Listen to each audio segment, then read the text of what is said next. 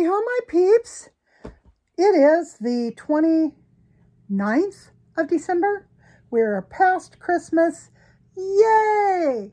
Still this side of New Year's, which is no big deal to me because I pretty much don't do New Year's. I can't remember. Well, the last time I did New Year's was way back in the 90s. I went to a party. It was fun with a friend. We dressed up and I have to plug in my phone, so bear with me. Lordy, okay. Anyhow, I dressed up and we went to this party and it was fun and great. And I think that's the last time I did anything on New Year's that was other than just being in my home. And now at 65, just being in my home is my favorite place to be on New Year's. So I think for New Year's this year, I'm going to make, I forgot what it's called. You make it with black-eyed peas. Hoppin' John, I think is what it's called. It is I believe, Afro-Caribbean dish that came to the United States way back in the 1600s, I think. And it is traditionally served at New Year's. So I'm going to do that. I am also going to make shortbread cookies, which are traditionally served in Scotland or by people with Scottish heritage on New Year's as well. So, and I think I'm going to look for another recipe or two, maybe some vegetable-based thing, and do a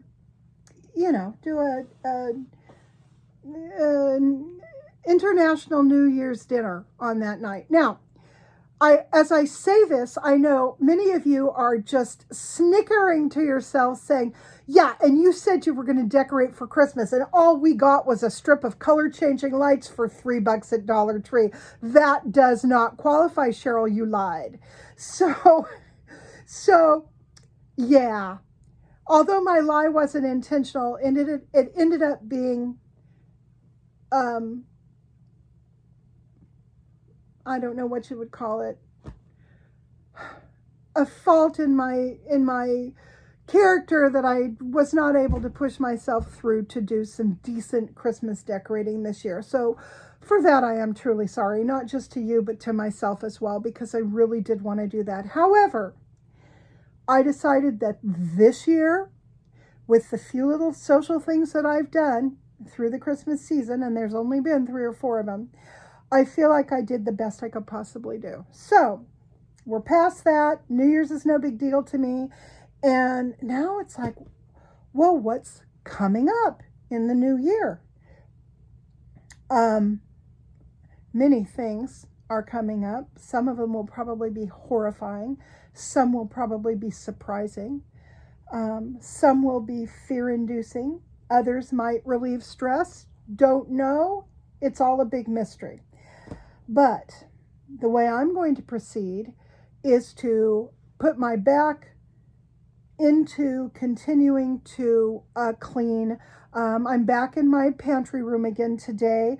The catch and release mouse traps really did their duty, because we got some mice the first day or two, a mouse or two the next day, and then I haven't had anything visiting my catch and release traps since then, which is nice. That means I've got to jump on the mouse poo. So I'm going back in there, continuing to Clorox water everything, and wipe down all the jars and cans that are that contain food that's still within date code, pulling the stuff that's out of date code, feeding it to the animals so it's not going to waste, recycling the containers. So,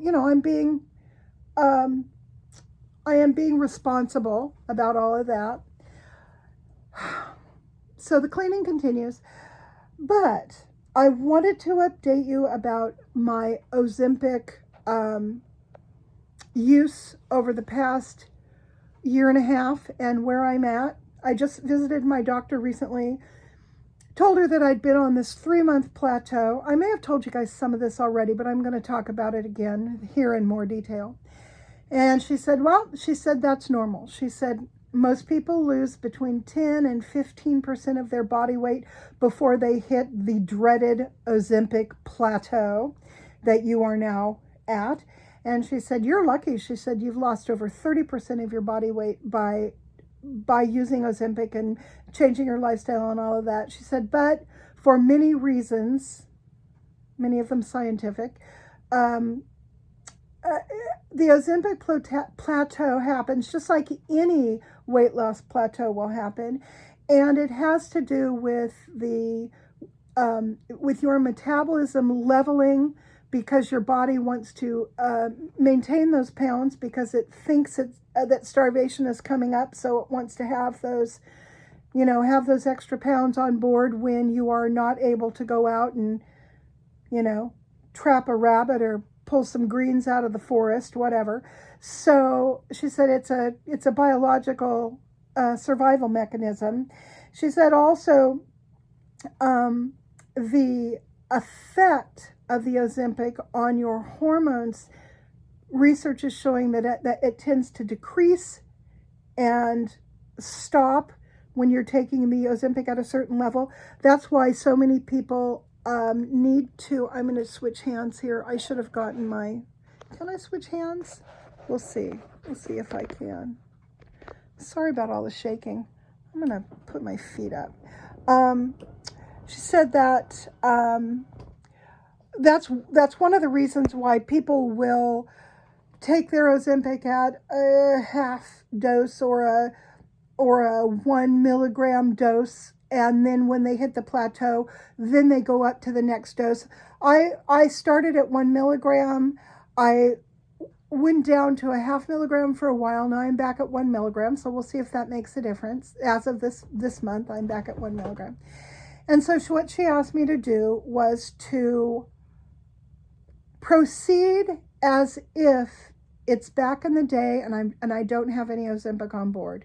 She said, think in terms of what it feels like and what's required when you're losing weight without any chemical help. In other words, she said, continue to maintain a higher level of activity like you've been doing, and continue to avoid extra carbs, avoid, white sugar and that kind of thing.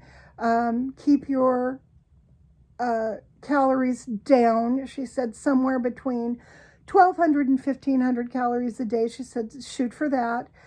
And the thing that she told me is most important in her estimation is to fill up my daily menu with high fiber foods.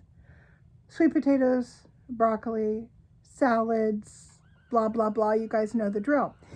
And as little animal protein as I can get away with. She said none if I can get away with it. And of course I'm like, well, what about protein? She says, don't worry. If you're eating beans and rice, you're getting your protein. Don't worry about it. You can go for a month continuing to lift weights and filling up with high fiber, plant-based foods. It is not going to hurt you. Don't worry about it. She said the thing you're going to be dealing with, though, is hunger. So drink your morning cup of coffee, drink another cup in the afternoon, or tea, if that's what you have to do to cut down on the hunger. When you're hungry, eat that big, huge dill pickle, or, an apple and some celery and some, crudité. She said, that's what you're just going to have to do. And she said, expect it to be uncomfortable. It will be, because you're going back to how it feels to eat without the aid of Ozempic.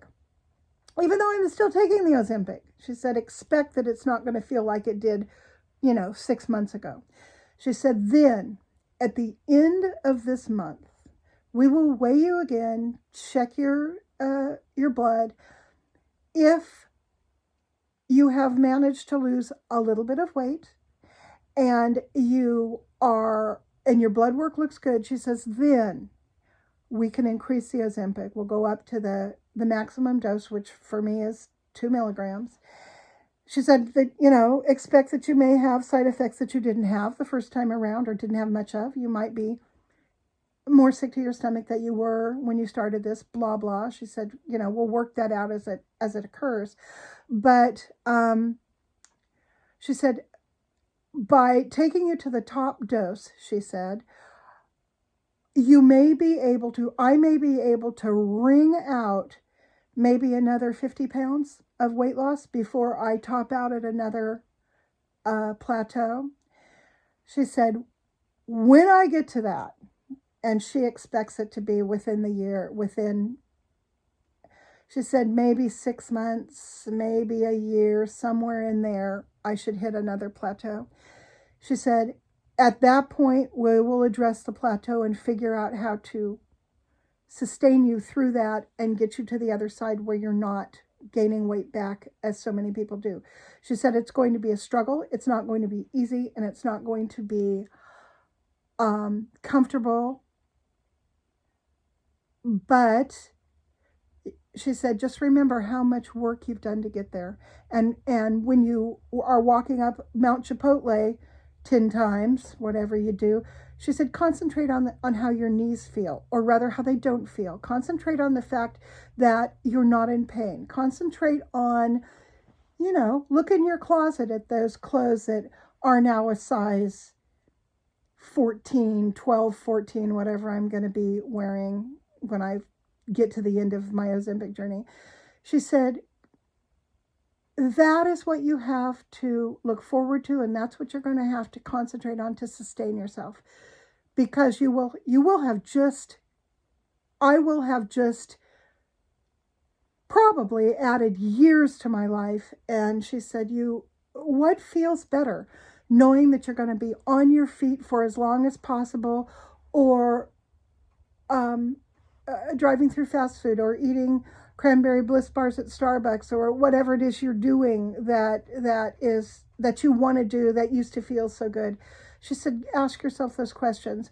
And then she said, this is not new information. She said, I know you know all of this, but now you have to integrate it into your own behavior. So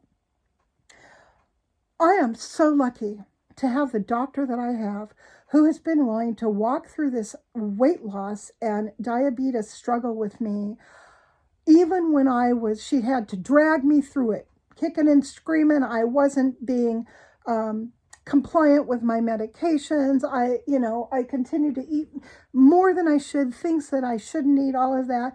But man, this woman has dragged me through those hard times.